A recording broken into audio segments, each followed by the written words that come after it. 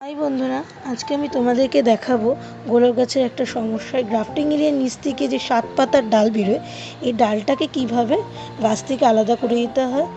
দেখতেই পাচ্ছ এই গাছটাতে আমার একটা ফুলের কুঁড়িও এসেছে। কিন্তু সবার আগে এই ডালটা আমাকে বাদ দিতে হবে। চলো শুরু করা যাক। এরকম একটা কাটার নিয়ে প্রথমে যেখান থেকে ডালটা বেরিয়েছে সেখান থেকে আমাকে আস্তে করে এটাকে আলাদা করে নেওয়ার চেষ্টা করতে হবে। তোমরা দেখতেই পাচ্ছ যে আমি এটাকে যত সম্ভব জুড়ে কেটে নেওয়ার চেষ্টা করছি। দেখতেই পাচ্ছ যে এটা কাটা হয়ে গেল। তো এটা একদম গোড়া থেকেই কেটে নেবে। আমি সরিয়ে রাখছি।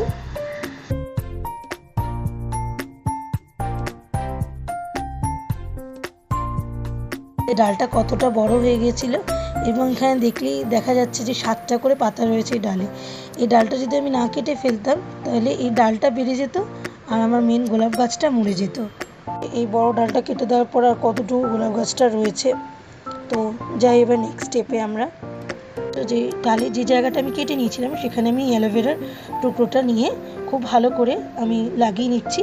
কারণ অ্যালোভেরার যে পাতার টুকরোটা আমি লাগাচ্ছি এখানে, এটা অ্যান্টি ফাঙ্গাল হিসেবে কাজ করবে, যাতে গাছটাতে কোনো ছত্রাক বা কোনো পোকামাকড় যাতে কোনো ক্ষতি করতে না পারে, সেই জন্য আমি এখানে এটা লাগিয়ে নিলাম। তো হয়ে গেছে গাছের মাটিটা। আমি এই মাটিটাকে আস্তে আস্তে লুজ করে নেবো। তার জন্য এই চামচের ব্যাক সাইডটা দিয়ে আমি যতটা সম্ভব আলগা করে নেওয়ার চেষ্টা করছি। এবং গাছের গোড়ার দিক থেকেও মাটিটা দেখতে পাচ্ছ শক্ত আছে, সেটাকেও তোমরা আলগা করে নেবে। নাহলে এই যে আমরা গাছে যে সার দেবো, জল দেবো, সেটা কিন্তু মূল অবধি পৌঁছাবে না।